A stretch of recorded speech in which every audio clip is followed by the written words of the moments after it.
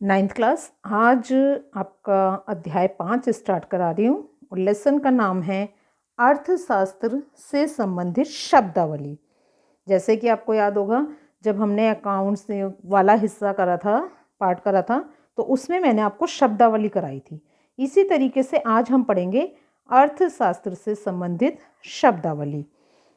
इसमें हम सबसे पहले तो ये चीज़ देखेंगे बच्चे कि इकोनॉमिक्स में जो सबसे ज़्यादा चीज़ों की जो आवश्यकता, जो चीज़ हम डिस्कस करते हैं, वो हम क्या करते हैं? वो हम करते हैं वस्तुएं।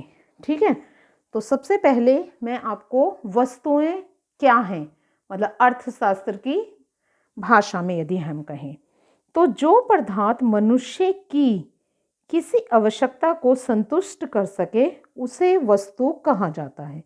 क्योंकि वस्तु वही चीज़ है बच्चे जो मनुष्य की आवश्यकता की पूर्ति करता है।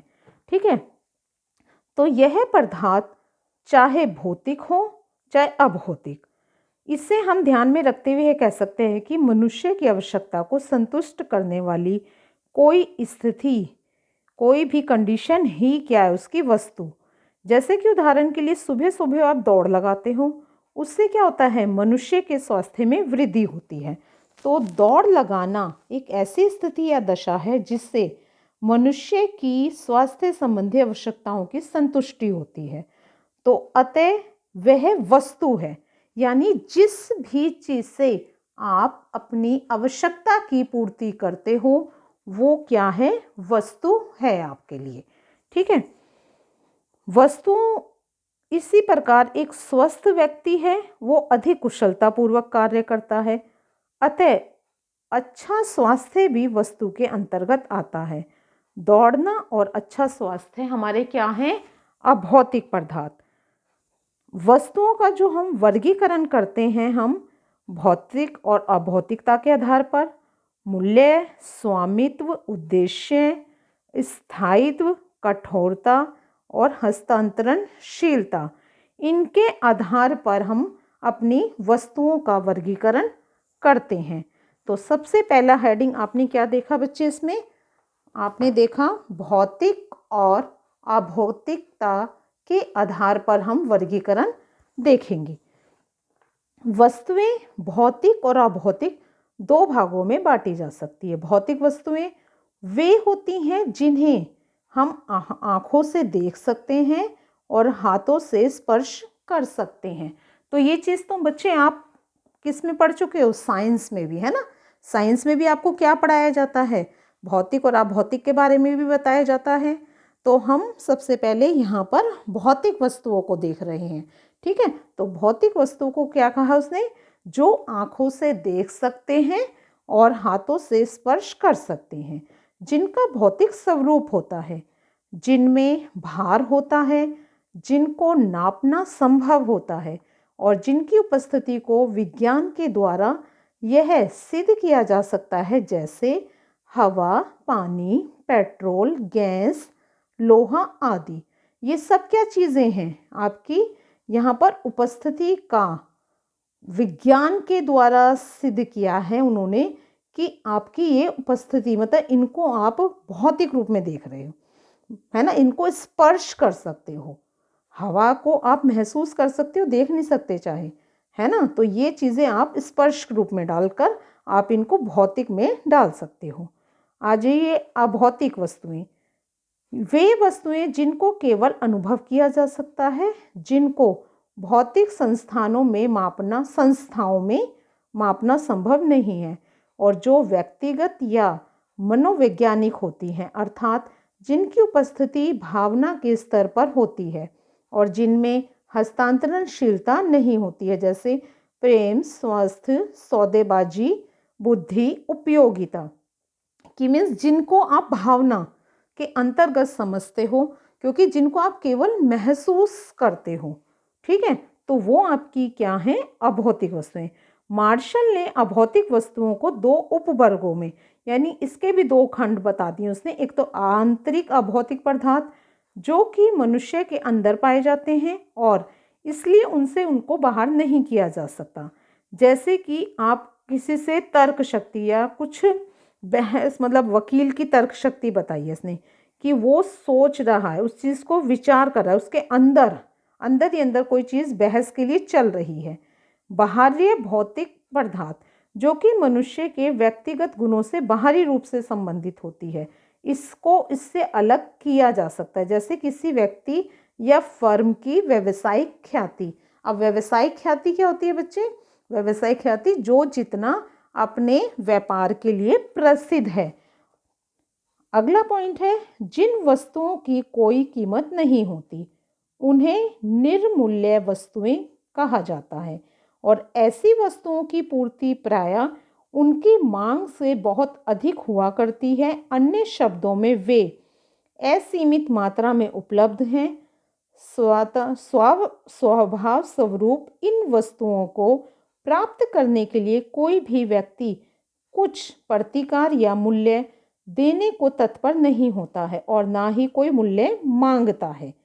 उदाहरण के लिए समुद्र का पानी, हवा आदि बहुत उपयोगी है, परंतु इनका कोई मूल्य नहीं होता है क्योंकि इनकी पूर्ति असीमित मात्रा में है।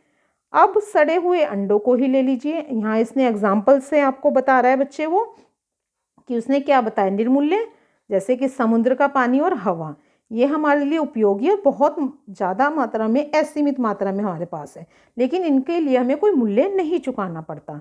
लेकिन यदि आप सड़े हुए अंडों को ही ले लीजिए, बहुत थोड़ी संख्या में मिलते हैं लेकिन इनकी कोई मांग नहीं करता है, इसलिए इनकी पूर्ति असीमित कहलाएगी और इनके लिए कोई मूल्य भी नहीं दिया जाएगा।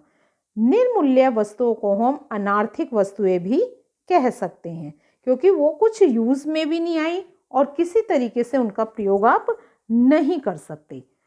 ठीक है, नेक्स्ट पार्ट है हमारा मूल्य के आधार पर। आर्थिक या मूल्य वाली वस्तुएं वे हैं जिनकी पूर्ति मांग की अपेक्षा बहुत कम है और इसके लिए उनको प्राप्त करने के लिए मनुष्य को कुछ प्रतिकार यानी प्राइस या मूल्य, आप किसी को मूल्य देने के लिए तैयार हो। देखा गया कि अचानक जनसंख्या बढ़ने के साथ साथ वस्तुओं के उपभोग की मात्रा बढ़ने पर वस्तुओं की मांग की तुलना में कम पूर्ति बन जाती है। जैसे कि जंगल की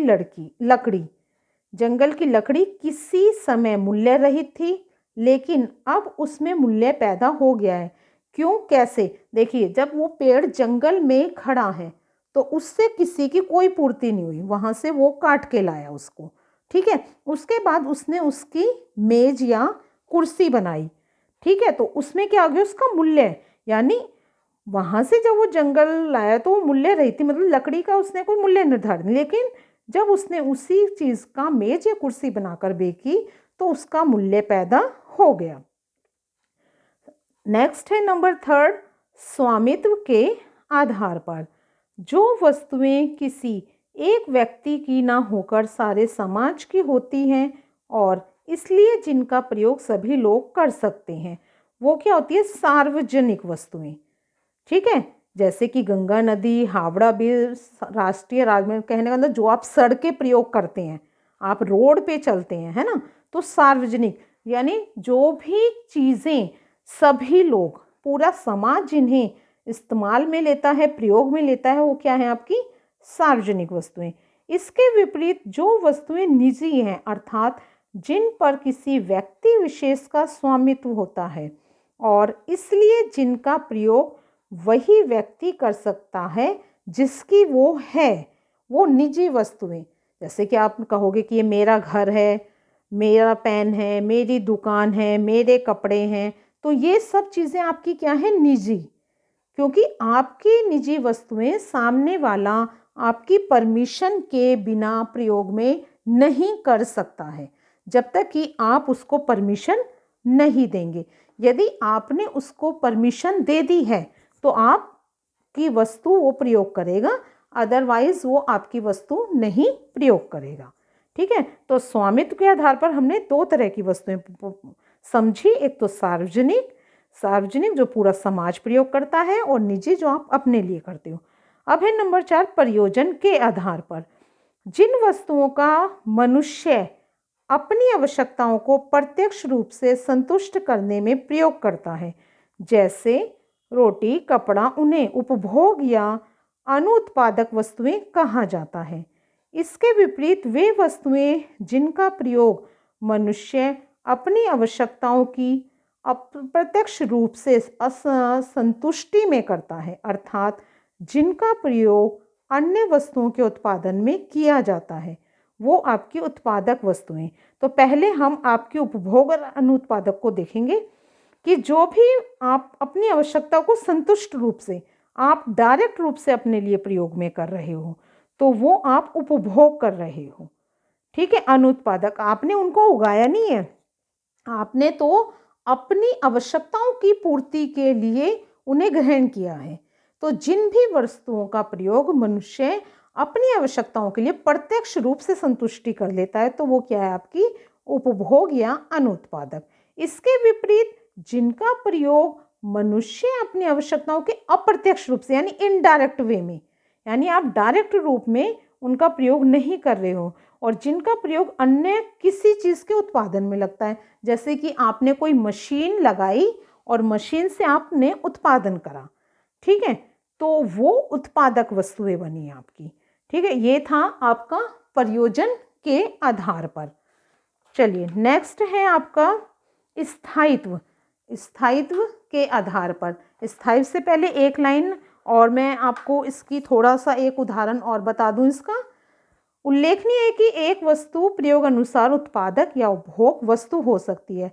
जैसे घर पर सब्जी बनाने के लिए खरीदा गया आलू एक उपभोग वस्तु भी है, जबकि वही आलू आप खेत में बोने के लिए लेंगे तो वो क्या कहलाएगी, आपकी उत्पादक वस्तु। तो इसलिए वो प्रयोग करने वाले के ऊपर डिपेंड करती है कि वो आपके लिए उत्पादक वस्तु है या आपके लिए उपभोग वस्तु है।